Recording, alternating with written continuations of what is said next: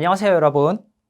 오늘은 12강 한국의 정치 과정과 국제 관계에 대해서 알아보도록 하겠습니다. 자, 여기 있는 것처럼 한국의 정치 과정, 한국의 정치가 어떻게 진행이 되는지, 그리고 한국과 국제사회와의 관계, 그리고 마지막으로 통일한국, 통일된 한국의 미래의 모습을 같이 알아보도록 하겠습니다. 자, 먼저 정치 과정과 시민의 정치 참여입니다. 먼저 정치 과정인데, 이 정치 과정은 개인이나 집단의 의견을 잘 받아들이고 조정해서 사회적인 갈등을 이제 해결하고 민주적으로 해결하죠. 그리고 이에 맞는 정책을 만드는 과정을 정치 과정이라고 합니다. 그래서 아까 우리 지난번 수업 때 말씀드린 것처럼 어떤 갈등, 이 정치는 나라를 다스리는 것과 이런 갈등을 해결하는 것도 있다고 했죠. 이런 과정들을 정치 과정이라고 말을 하고, 이 정책을 만드는데 이 정책이라 함은 공적인 목표, 여러 사람들을 위한 이런 목표를 달성하기 위해서 정부가 하는 행동이나 방침을 이제 정책이라고 합니다. 그래서 이 정부에서는 이런 갈등을 해결하면서 여러 가지 정책을 만들고 이 정책을 진행시켜서 사람들이 잘 살 수 있게 만드는 거죠.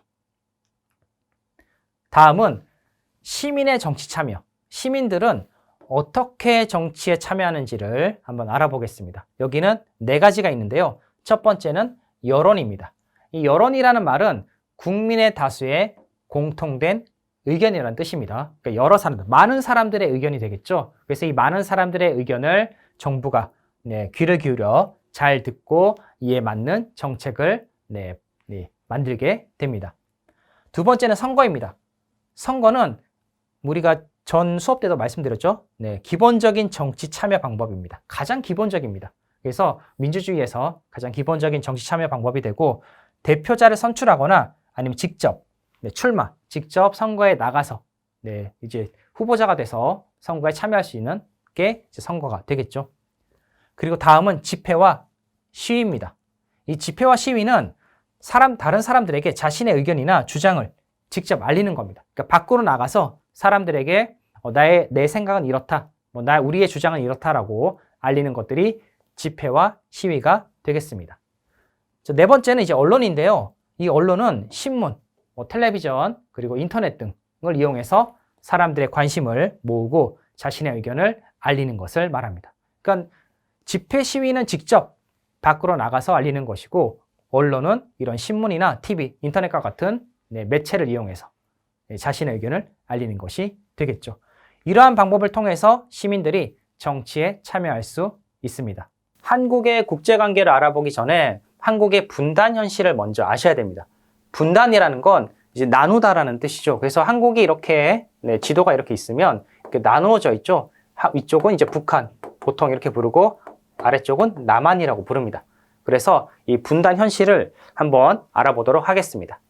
이제 먼저 시작이 1945년입니다. 1945년 이제 해방, 일제 시대에서 해방을 해서 남쪽에는 이제 미국에서 군대가 와 있고, 그리고 북쪽에는 소련군, 지금 이제 러시아죠. 러시아에서 이제 군인들이 들어와서 한반도가 이제 나뉘게 됩니다. 자, 1950년에는 이제 북한이 침략을 하게 됩니다. 이제 북한에서 이제 남한을 침략을 해서 6.25 전쟁, 한국 전쟁이 이제 발발하게 되는 거죠. 자, 이 전쟁을 하면서 이제 여러 가지 일들이 있고, 1953년에 남북한 휴전협정을 체결하게 됩니다. 전쟁이 너무 길어지니까 전쟁이 또 서로 안 좋아져서, 그래서 휴전이라는 건 전쟁을 잠깐 쉰다는 뜻입니다. 그래서 이제 체결을 하고 잠깐 전쟁이 멈춘 거죠. 정전이 됩니다. 그리고 2000년에는 이제 그 정전이 좀 길어졌죠. 1953년부터 2000년까지 한 47년 정도 이제 정전이 된 다음에 1차 남북 정상회담이 시작이 됩니다. 그러니까 서로 평화를 위해서 이런 정상회담, 각 나라의 정상들, 남한의 정상, 대통령과 북한의 지도자가 만나서 이야기를 하는 거죠. 이거 이제 평양에서 했는데, 이때는 이제 대통령이 김대중 대통령이었습니다. 김대중 대통령이 평양으로 가서 이런 정상회담을 했습니다. 그 다음에 2007년에는 2차 남북 정상회담이 있었습니다. 이때는 이제 7년이니까 대통령은 이제 5년만 했었죠. 그래서 2007년이니까 이때는 노무현 대통령이 평양으로 가서 이제 그 북한 지도자와 같이 이제 평화에 대해서 이야기를 하게 됩니다. 자, 다음은 한국과 주변국, 그러니까 한국 주변에 여러 나라들이 있습니다. 그 한국이 있고, 여러분, 한국이 있고 주변에 나라들이 더 있죠. 이렇게 주변 나라들과의 관계를 한번 알아보도록 하겠습니다. 첫 번째 중국이죠. 중국은 역사적으로 이제 많은 문화적 교류를 한 나라입니다. 과거 시대부터 많은 교류를 했죠. 그리고 한국 정전 당시에는 이제 중국이 북한을 도와서 적대국이었으나 현재는 최대 교육국이 되었죠. 그래서 무역을 많이 하고 있습니다. 그 두 번째 일본입니다. 일본은 한국과의 갈등이 좀 남아 있습니다. 이제 옛날 식민 지배라는 갈등이 있죠. 그리고 두 번째로 현재도 있는 이제 독도 문제와 관련된 갈등이 있습니다. 하지만 경제적으로 그리고 문화적 교류가 활발하게 진행이 되고 있습니다. 자, 세 번째는 이제 미국입니다. 미국은 한국의 우방국가, 그러니까 한국을 이제 도와주는 그런 나라가 되겠죠. 한국 정전 당시에도 많은 도움을 받았습니다. 미군이 이제 한국전에 참전을 해서 이제 남한을 지킬 수 있었죠. 그래서 군사, 외교, 경제적 측면에서 이제 정말 밀접한 가까운 관계를 맺고 있는 나라가 미국입니다. 자, 마지막으로 이제 러시아입니다. 러시아는 이제 북한의 위쪽에 있는 나라죠. 그래서 한국 정전 당시에 이때는 이제 러시아도 이제 북한을 지원해서 좀 적대적인 관계에 있었지만 1999년에 이제 러시아와 수교를 하게 됩니다. 서로 이제 여러 가지 역할을 맡게 되는 거죠. 그래서 그 이후부터는 에너지, 그리고 기술, 지원 등 영역에서 활발하게 교류를 하고 있습니다. 자, 다음으로 이제 국제사회와 활발하게 교류하는 대한민국에 대해서 알아볼 텐데요. 이제 대한민국의 이제 위상이 좀 올라갔다는 거죠. 여기 보시면 네 가지가 있습니다. 첫 번째가 이제 국제 원조 동참입니다. 이 원조라는 건 여기 밑에도 있지만, 사정이 어려운 다른 나라를 도와준다는 겁니다. 이제 과거에는 이제 한국 전쟁이 끝나고 다른 나라로부터 이제 도움을 많이 받았는데 이제는 그 어려운 나라들을 도와줄 수 있는 위치에까지 올라갔다라는 뜻이 되겠죠. 자, 두 번째는 이제 G20 정상회의 개최입니다.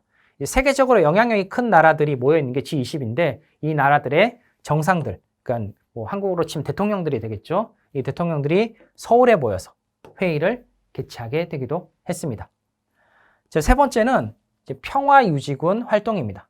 말 그대로 대한민국의 국군이 이제 해외에 나가서 평화를 위해서 여러 가지 활동을 하는 거죠. 국가 재건도 도와주고, 건설, 건물을 짓거나 아니면 의료 지원, 그리고 평화 유지, 이런 네 가지 역할을 수행하고 있습니다. 다음은 이제 네 번째는 한류의 확산이 됩니다. 한류라는 건 이제 한국의 여러 가지 문화들을 한류라고 하죠. 이제 한류의 확산, 한류가 퍼져나가면서 이제 대한민국의 문화가 전 세계로 나가게 되어서 인기를 많이 끌고 있습니다. 현재도 이제 여러 가지 영화나 음악, 그리고 다양한 매체들의 한류가 이제 여러 나라에서 인기를 끌고 있어서 이제 국제사회 속에서 대한민국이라는 이름을 이제 널리 알리게 되고 그리고 위상이 높아졌다라는 것을 알 수 있습니다. 다음은 이제 통일 한국의 미래입니다. 이제 한국이 통일이 되었을 때의 미래를 나타내는 건데 첫 번째로 이제 분단으로 인한 문제를 먼저 살펴보겠습니다. 이제 나라가 이렇게 한반도가 이렇게 나뉘면서 이제 여러 가지 문제가 생기는데 첫 번째로 이산 가족이 발생합니다. 그러니까 북한에 있는 가족과 남한에 있는 가족이 떨어지게 돼서 서로 왕래를 할 수 없기 때문에 이런 문제가 생길 수 있죠. 그리고 분단 비용이 너무 많이 발생합니다. 그래서 서로 이제 전쟁을 이제 했던 나라이기 때문에 이제 국방비, 이 전쟁 준비를 위한 비용이 좀 많이 사용이 됩니다. 그래서 분단 비용이 많이 발생하고 다음으로 남한과 북한 간의 이질화, 서로 다른 점이 좀 나타난다는 거죠. 같은 언어를 쓰고 같은 모습의 사람이지만 여기 있는 것처럼 언어가 좀 달라지고 그리고 생활 방식도 조금씩 달라지게 됩니다. 경제나 사회, 문화적으로 좀 다른 점이 많기 때문에 여러 가지 이질화 현상이 나타나고 있는 거죠. 자, 두 번째로 통일의 어려움이 있습니다. 이제 통일의 어려움은 어떤 것 때문에 통일이 어려워지는지를 나타내고 있는데요. 첫 번째로 남북한의 불신입니다. 서로를 믿지 못해서 통일이 좀 어려워진다는 말이 되겠죠. 두 번째는 주변 국가의 이해관계. 그러니까 러시아나 일본, 중국 이런 나라들과의 이해관계가 서로 맞지 않아서 이제 통일이 진행이 잘 안 된다는 그런 말을 하는 겁니다. 자, 그럼 세 번째로 통일을 하면 어떤 장점들이 있는지, 어떤 좋은 점들이 있는지 한번 알아볼 텐데요. 첫 번째로 정치 경제적 이익이 생기겠죠. 말 그대로 이제 여러분들 여기 있는 국방비가 줄어들면서 그걸 이제 경제 쪽으로 돌려서 경제 발전에 힘을 실어줄 수 있겠죠. 그래서 더 많이 경제가 발전되거나 정치적으로도 좋은 일들이 많이 생길 수 있습니다. 그리고 행복하고 안전한 삶. 이제 서로 이제 전쟁을 중단한 상태가 아니라 전쟁이 완전히 끝나기 때문에 거기 남아있는 사람들은 행복하고 안전을 느낄 수 있는 생활을 할 수 있게 됩니다.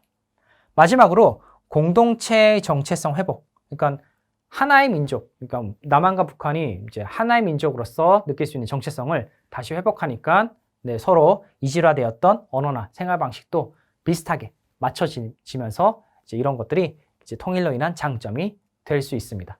그래서 통일한국의 미래는 여러 가지 어려운 점도 있지만 통일로 인해서 좋은 점도 생기기 때문에 이거는 나중에 또 다시 알아보면 좋겠죠. 자, 지금까지 우리가 여러 가지 정치와 통일 문제 그리고 국제관계에 대해서 알아봤는데 다음 시간에는 권리, 대한민국 국민의 권리와 권리의 종류와 그리고 국민의 4대 기본 의무, 그러니까 국민의 4대 기본 의무에 대해서 같이 알아보도록 하겠습니다. 감사합니다.